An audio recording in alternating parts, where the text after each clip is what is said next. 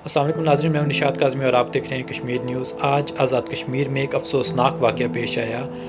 एक कत्ल हुआ है जेहलम वैली में, हटियां वाला में। इस वाक़ये की कुछ तफ़सीलात यूँ हैं कि सरदार मोहम्मद शफ़ीक नाम के एक मिस्टर शफ़ीक नाम के एक रिहायशी हैं, रियाला झीला के रिहायशी हैं। और ये दिन को लापता हुए, सुबह घर से निकले, दिन को लापता हुए, तो उनका बेटा जो है इनको ढूंढने के लिए घर से निकला, तो कुछ फासले पर देखता है कि उसका एक वालिद का मोबाइल पड़ा हुआ मिलता है उसे।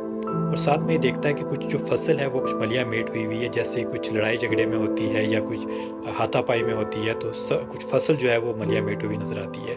तो बेटा उसी सिमत में निकलता है तो देखता है कि नाले में नीचे पत्थरों के पास उसको वालिद की ज़ख्मी शुदा लाश मिलती है, और वो पत्थरों के नीचे छुपाने की कोशिश की गई है। तो इसके बाद फिर जो सिटी थाना है उसको कॉल की गई, पुलिस को बुलाया गया। पुलिस ने पोस्टमार्टम के लिए जो है वो लाश तहवील